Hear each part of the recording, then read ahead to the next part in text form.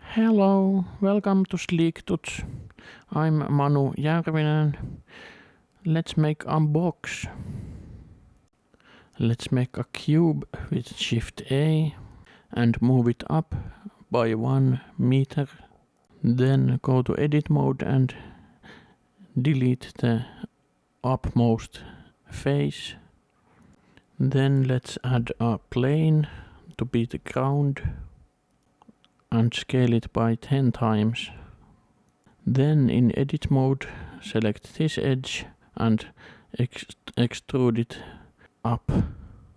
You can bevel the corner edge by Ctrl B, and using the scroll wheel with Ctrl R I add one more edge loop to the ground. Then I right click and shade smooth, and then press Ctrl 2 to add subsurf modifier. Then I add the camera. With Ctrl Alt and numpad 0 I make the camera to jump to the view. Then I copy and paste the resolution to be a square. By pressing dot I can make the camera's pivot point to be the 3D cursor. And with G I can move the camera. I can also select the background and rotate it by pressing R and then Z and moving the mouse. Then I split the window and remove all the clutter from the view. This will be the render view. Then I split the view one more time to be the image editor. And then I go to the camera settings to put the passepartout to be 1. This makes it clear what I'm rendering. Then I add a area light and put some settings for it, like increasing the brightness. I make it also larger and to be a disc shape. Then once again I can rotate it around the 3D cursor by pressing dot and selecting 3D cursor. Adding a little more power to the lamp. And then I put soft shadows for the settings. And increase the rendering samples. This is a good time to save the file. Then I add some color to the background. A nice purple will do. First I add it to the viewport and then for the rendering. Then I put on screen space reflections, but they didn't make it much more nicer, but usually they do. Then I add green material for the box, both for rendering and viewport as well. Then I add some thickness to the box with solidify modifier. It's a very handy modifier, I use it a lot. Then in edit mode I start to make those flaps for the box by extruding the edges. It's good to make some variation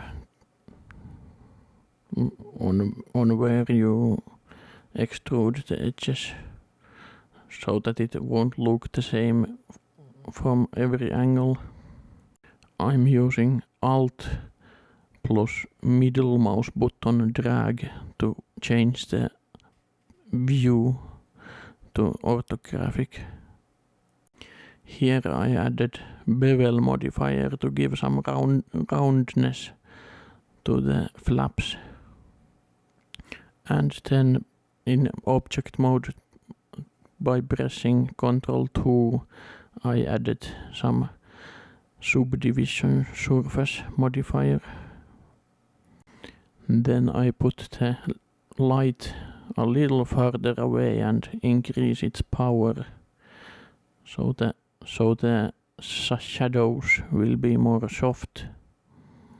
Then let's add the dude into the box. First make a sphere, shade it smooth and add subsurf modifier to it. Then remove half of it and extrude the edge loop down.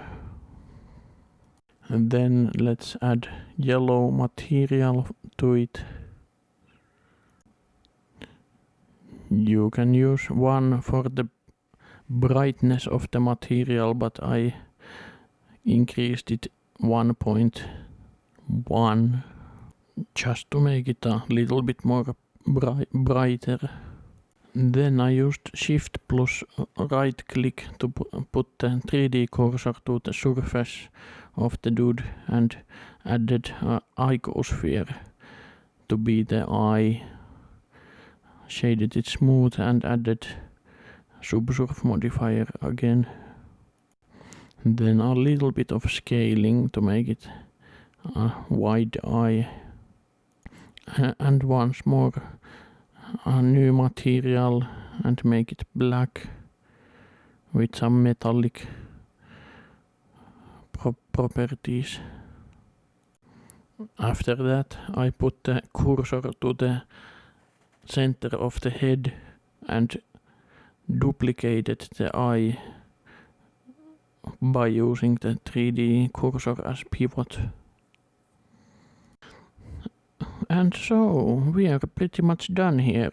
Let's move the camera a little bit farther away and center the box into the view.